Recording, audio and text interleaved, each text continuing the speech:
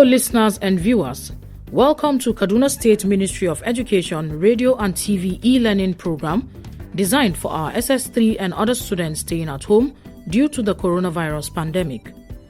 The present administration, under the able leadership of His Excellency, Malam Nasir Ahmed El-Rufai, is positioned as always to ensure that under his leadership, our students are not left behind in all areas of human endeavors, especially education. Kaduna State is the center of learning. Therefore, we want to ensure that our students excel in their forthcoming examinations and beyond. Students and other learners at home are given this opportunity in order to continue learning, as education is a continuous process.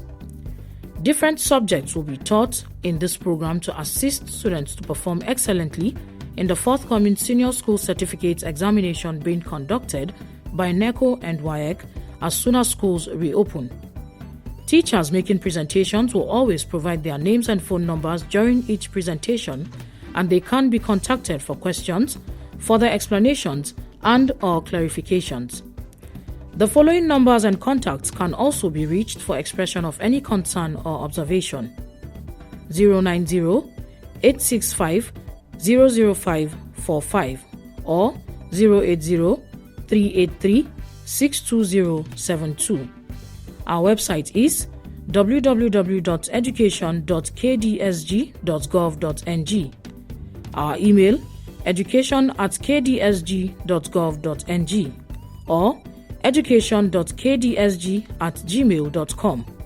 Our YouTube channel, Ministry of Education, Kaduna State. Our Twitter handle @Kaduna_MOE. Or our Facebook page, Ministry of Education, Kaduna State. Stay safe, stay at home, and learn well. Thank you, happy listening, and happy viewing. أعوذ بالله من الشيطان الرجيم بسم الله الرحمن الرحيم الحمد لله رب العالمين والصلاة والسلام على سيدنا محمد السيد المرسلين وإمام المتقين وعلى آله وأصحابه أجمعين. My students, Assalamu alaikum wa rahmatullahi wa barakatuh. You are welcome to another segment of Islamic Studies class. And today we are going to discuss on a very, very important topic, and most especially at this particular time of coronavirus pandemic. Cleanliness is one of those issues emphasized at this particular time. Now, if we refer back to our previous lessons, there are a lot of places where we made mention that Islam is a complete way of life. Islam did not leave anything untouched. It covers the entire life of a Muslim. So the content of the Quran has provision, or has provided provisions for the entire need of mankind. So today we are going to look at one of those aspects of human life, which is very, very important. And our topic of discussion today is Attahara, meaning purification or cleanliness. Now, the definition of terms. There are some words that we are going to use in the course of our discussion. One of those words is junub, and the meaning of that is sexually impure person due to sexual intercourse or seminal discharge. Then al-istihada, meaning non-menstrual vaginal bleeding. So these are the two words that in the course of our discussion we'll make use of them. The introduction. In Islam, Tahara means purification. It is to remove the physical and spiritual dirt or debts from the place, body, and dress of a worshipper. It is a means of attaining cleanliness. Tahara is a means of attaining cleanliness. According to the teachings of Islam, certain religious rites and duties require that the worshipper should be in a state of purity. So it is not every religious right or duty that you can perform without purification. Such rites include prayer. Example of such rights and duties include: 1, prayer, that is as-salah. Then tawaf, and tawaf simply means going around the Kaaba during Hajj, circumambulating the Kaaba during Hajj, and touching the Quran. So all these are some of the examples of duties or rights that require a worshipper to be in a state of purity. Islam enjoins faithful Muslims to keep the rules of personal hygiene. Islam encourages Muslims, faithful Muslims, to keep the rules of personal hygiene. Those personal hygiene include: 1, taking regular bath. Taking regular bath. It is a very important aspect in Islam. If you didn't take bath, automatically, gradually, people will be running away from you because of the odor that will be coming out from your body. So taking regular bath is one of those personal hygiene encouraged or emphasized by Islam. Then cutting of nails and keeping them neat and tidy. Sometimes some of our students, they will keep their fingers long, taking it as a passion, not knowing the implication of what they are doing. It is very bad. Apart from the dirt that will lie down under the nails, it is even harmful to them because they can choke themselves or another person, or they will not even be comfortable. By the time they are doing something, they will be thinking of choking themselves with the fingers. So it is very bad. So cutting of nails and keeping them neat and tidy is one of those personal hygiene emphasized in Islam. It is very important. So my students, please take note of that. It is a very important aspect. Washing private part after passing urine and excretion. It is very important.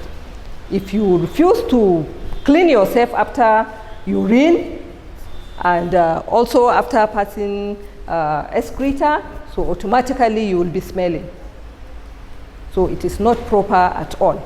These are personal hygiene and very important to each and every one of us. Cleaning the teeth. It is very, very important.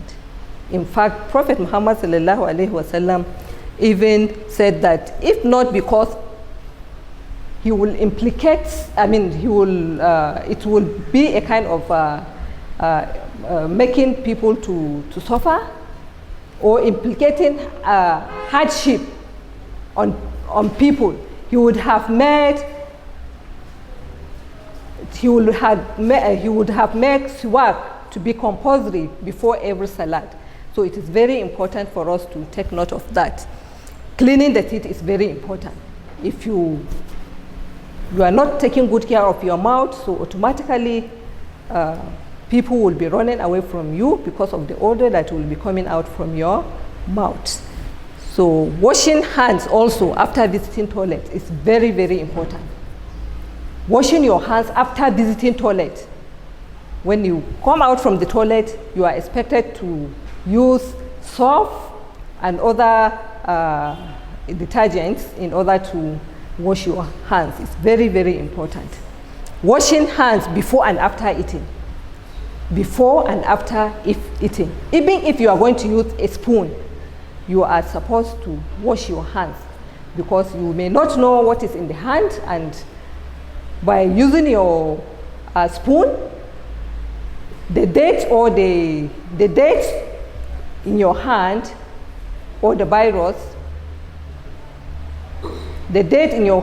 virus, will affect the spoon. So you are supposed to wash your hands even though you are going to use spoon. So it is very important. Then after eating also, you are supposed to wash your hands and your mouth. Not only your hand and your mouth, because remnants of the food that you eat will remain in the mouth. And if you didn't wash it out, it will be there and it will ferment, and also odor will also be coming out from your mouth. So it is very important for us to take good care of our mouth after eating. Then putting on clean and tidy clothes is very important. You put clean and tidy clothing before salat or at leisure time. In fact, it will even give you a kind of respect from people. They will respect you because of that. So it is important. Then the importance of purification, cleanliness is also emphasized in several places in both the Quran and the Hadith. Several places in the Quran and the Hadith, there are a lot of injunctions concerning that.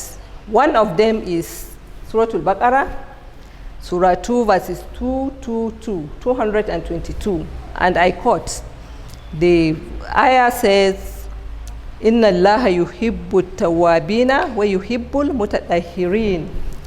This is a verse from the Quran which says, Inna Allaha yuhibbu tawabina wa yuhibbul mutatahhirin. Meaning, surely Allah loves those who turn much to Him, and He loves those who purify themselves. Allah loves those who turn to Him, who seek for His forgiveness, repentance, who repents. And He also loves those who purify themselves. So that is to show us the importance of purity. It is a command. It is not something that is you can do it when you wish or when you like. It is a command, Quranic injunction. So purity is ibadat. Purifying yourself or cleanliness is ibadat. Then another hadith also from Sahih Muslim says, At-tuhur shatrul iman. Purification is half of iman, or purification is one half of iman or faith. All to show us the importance of purity in Islam. So Islam did not leave anything untouched. Every aspect of a Muslim life is supposed to be guided by Sharia and Islamic injunctions. Then another one is religion is built on cleanliness. Religion is built on cleanliness. If you look at the first pillar of Islam, it is a spiritual cleanliness, including the other pillars of Islam also. Then purification is the key to prayer. Purification is the key to prayer. You cannot perform prayer just like that without purifying yourself. So it is a key to prayer. You cannot just stand and start offering salat without purification.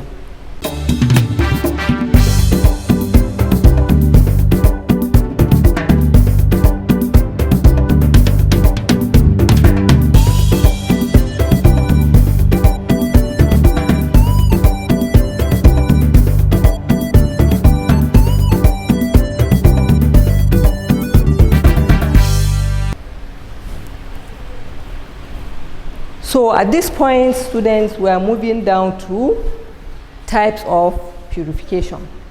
Types of purification. There are two main types of purification. The first one is the inner or spiritual purification. Inner or spiritual purification. In another word, you may call it purification of the mind. This can be achieved by the following. One, encouraging the pillars of Islam. Encouraging the pillars of Islam. And what are the pillars of Islam? The first one is kalimatu shahada, followed by salat, fasting, hajj, zakat, then hajj. These are the pillars of Islam. So when you fulfill any of them, it is the same as following the command of Allah. Then having clean and pure thinking. Having clean and pure thinking. Then avoiding sins. All these are ways of spiritual purification. Avoiding sins. Making sure that the heart is forged of spiritual afflictions such as anger, hatred, envy, relying on other people than Allah, pride, and arrogance. If the mind is pure or is clean, you will not engage in all these examples I have mentioned. Anger, hatred, envy, relying on other people than Allah, pride and arrogance, and so on and so forth. So a clean mind will not engage in these types of activities. Then the second type of purification is outer or physical purification. And this type of purification can be obtained by proper bodily purification. This type of purification can be obtained by proper bodily purification. For example, wudu, that is ablution. It is a physical purification or outer purification. So physical purification can be obtained through wudu, ablution. Then ghusl, ritual bath. Tayammum, emergency or sand ablution. And all these are mentioned in the introduction of this lesson.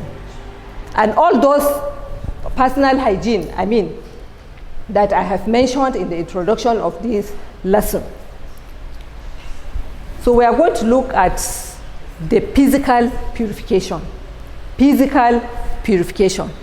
There are three types of purification under this physical purification. Number one, Al-Ghusl, that is ritual bath. Al-wudu, water ablution. Tayammum, emergency or sand ablution. So we are going to look at these three types of ablution under physical purification or outer purification, one after the other. The first one, Al-Ghusl, ritual bath. There are many types of ritual baths. There are many types of ritual bath. The compulsory ritual baths are: number one, if a Muslim becomes junub. If a Muslim becomes junub. Students, if you could remember, at the beginning of this lesson, we have made mention of the translation of junub. It means as the discharge of semen through intercourse or dream. So a person is junub whenever semen comes out from his private part as a result of with dream, also sexual intercourse or romance. I'll repeat this statement again. A person is junub whenever semen comes out from his private part as a result of with dream or sexual intercourse or romance. Now, in sexual intercourse, whatever semen comes out, or whether the semen comes out or not, the parties concerned must perform ritual bath.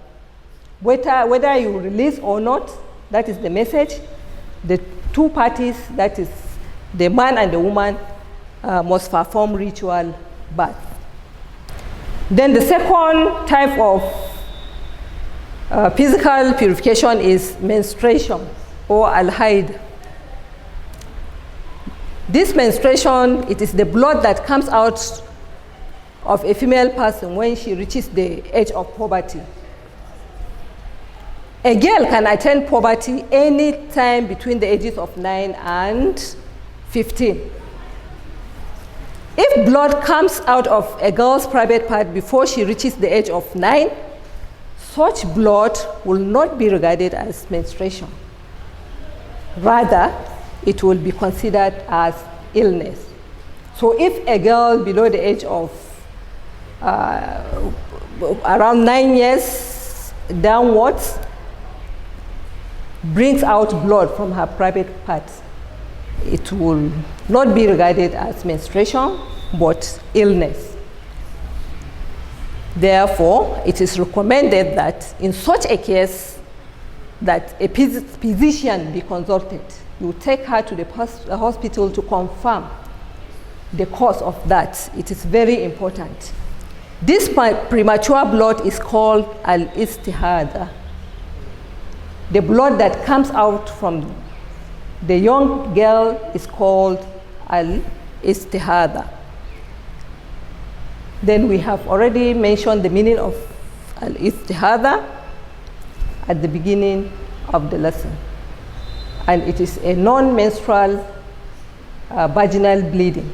That is the meaning. In a healthy woman, menstruation continues at regular interval other than during pregnancy until she reaches the age of menopause, that is around 50 to 70 years. It may be earlier than 50 years in the event of illness. Menopause can come before 50 years because of illness. If the blood comes after the age of 70 years, if the blood comes out from 70 years,